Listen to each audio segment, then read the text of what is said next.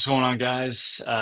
Back with a couple more reviews. Not new reviews, but updates on reviews I've done for the ASICS Novablast 5 and the Superblast 2, both of which I got late last year and have been kind of running in both using my Novablast 5 as sort of my daily trainer, if you will, and Superblast 2 as a long run shoe. And I don't think either of them have really changed. Both of them are at about 130-ish miles. I still feel the same way I felt about both of those. I'll link to both of those respective reviews if you want to get my initial thoughts on both of those shoes from a couple months ago when I got them.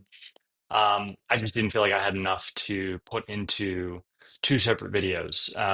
So I wanted to just make one video here today, just giving you all an update on my experience with the Nova Blast 5 and Super Blast 2 after 130 miles. So let's start with the Nova Blast 5. Um, these have been great.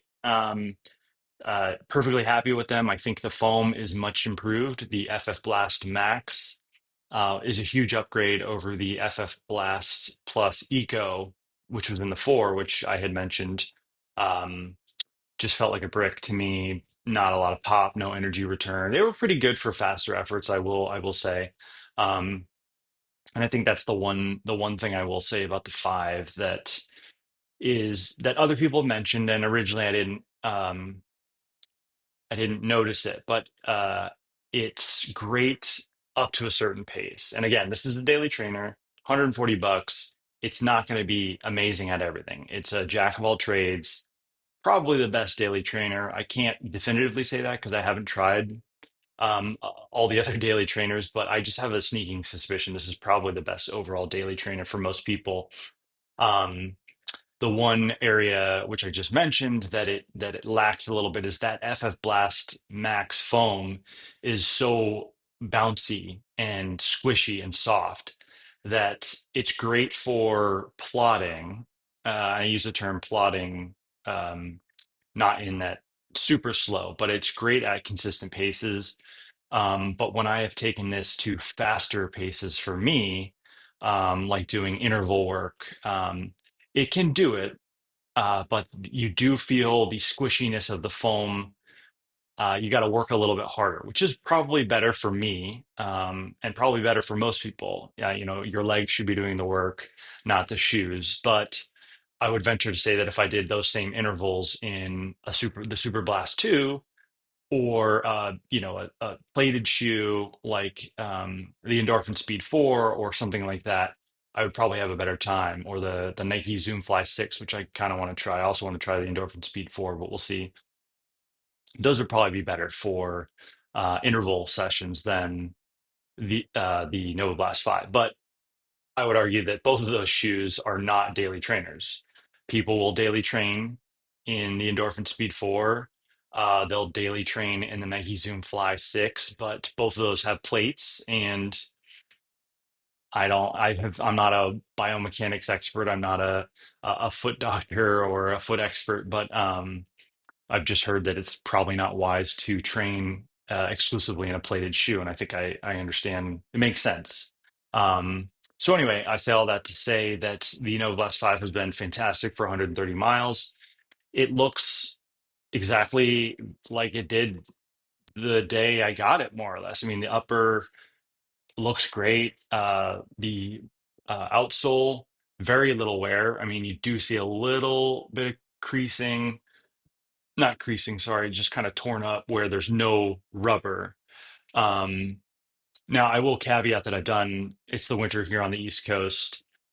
So I've done most of the runs in these indoors on a treadmill. So obviously they're not going to be as beat up as they were if I was running exclusively outside. But I was in Florida a couple weeks ago and took these out for a few runs, and they felt great. Obviously, it was Florida, so it wasn't raining.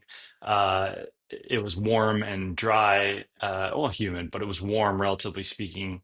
Um, and no issues with the grip, which I had mentioned in my initial review. The grip, when I first tried these back in December outside, was horrible. I was sliding all over the place. And I think other reviewers have said the grip is a huge con if there is one in the shoe. Um, but yeah, I mean, I'm perfectly happy with the Nova Blast 5. I think it's a step up from the 4 for sure. I don't know if it's as good as the 3. I'm kind of conflicted because I originally thought the Nova Blast 5 was a return to what I liked about the 3. And I think it is, but I think the 3 had more pace. I think the 3 could do everything and do it really well. And the Nova Blast 5 can do everything and do it really well. But I do think the 3 was better at faster efforts. So maybe it had more range than the 5 does. And then the 4, I think, was uh, probably the best out of all of those at speed workouts. And I think that's just because the foam was so felt so dense and it was so firm, that lent itself to speed more. But I did not like the 4. I thought it was super boring and lifeless and dull, but other people liked it. So the thing with shoes and foam and it's all personal preference. So to wrap things up really quickly, I'll probably do another check-in, maybe 200, 250, 300, not sure yet. But really like the Nova Blast 5s. I think these are an awesome daily trainer for 140 bucks. I think it's a no-brainer. Um, Grip is an issue, but if you are in a dry climate and or you run indoors primarily, then it's not even a concern. Uh, Super plush, super comfortable upper, no issues with fit. Um, uh, it's interesting. The foam is super plush and bouncy and squishy, and the upper is super padded and well built and comfortable. This shoe is almost too comfortable for a daily training. It's unfortunate because I feel like you could step into like a Pegasus or a Saucony, like a ride or a Pegasus 41, and those would probably feel a little bit more bare bones or stripped down. Um, but I can't say it for sure. I haven't tried either of those. I have tried the Pegasus 39, and yeah, these feel so much more plush, so much more comfortable. Like everything about them's much better. So to wrap things up, after 130 miles, couldn't be happier. Colorway is unique. And love the foam. Feel just as good about these as I did 130 miles ago. I just did 10 miles in these the other night, and they were great the entire time. Just kept the same pace. So, not a lot of pace variation there, but they served me well. So yeah, that's the Nova Blast 5 and Super Blast 2. Oh gosh, I love this shoe so much. I mean, uh, again, same thing as the Nova Blast 5s. Um, not much has changed in that not much has changed after 130 plus miles in these. I still love them. They're still easily my favorite shoe ever. Uh, Everything I said about them 130 miles ago holds true.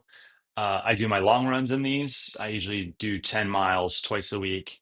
And I wear these for at least one, usually both. Like I just said, I wore the Nova Blast 5s for my most recent 10 miler. And I wish I was wearing these because these are just um, so much better than Nova Blast 5s. Obviously, you have the price difference, so that's not a shocker. But you get a little bit more foam, a lot more top end speed than you do with the Nova Blast 5s. Uh, the upper is a less built up, but still super comfortable. I think that's one huge difference between this and the Nova Blast 5 is the upper on this is just a lot um, more race like, a little more minimal, but you don't feel like it suffers. These are super comfortable. I can wear them for 10 miles at a steady pace with some pace pickups, and feet feel great the whole time. No issues. Foam's amazing. A lot of rebound, a lot of pop, springy, responsive, all the great things you could say about it. So, I mean, again, it's a super trainer. It's in a category by itself and universally loved and adored. Um, and I am one of those people that love and adore it.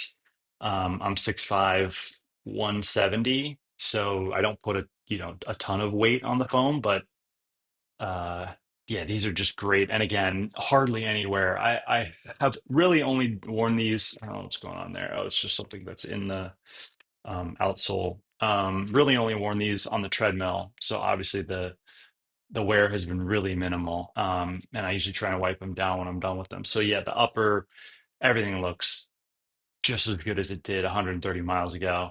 Um, yeah, I mean, these are my favorite shoe. I'll definitely get another pair, and we'll probably wear these into the spring once I start running outside again. Unless something else comes along. I mentioned earlier the Zoom Fly 6. I probably wouldn't Definitely wouldn't daily those, but they could be an interesting long run shoe. The Endorphin Speed 4s could be an interesting long run shoe as well, although I'm not sure about the plate, um, even if it is a more flexible plate. But yeah, I mean, you just can't really beat these. Tons of cushion, um, great combination of the two different foams, a lot of pop, a lot of spring, a lot of bounce. I think if you want one shoe and you have $200 to spend, I would get this. Um, if you don't have $200 to spend, then I would get the Novablast 5s. Um, and if you have uh, more money, I would get both, just like I have. And you know, decide how you want to use them, and that's a killer rotation. I don't think you need five, six, seven shoes.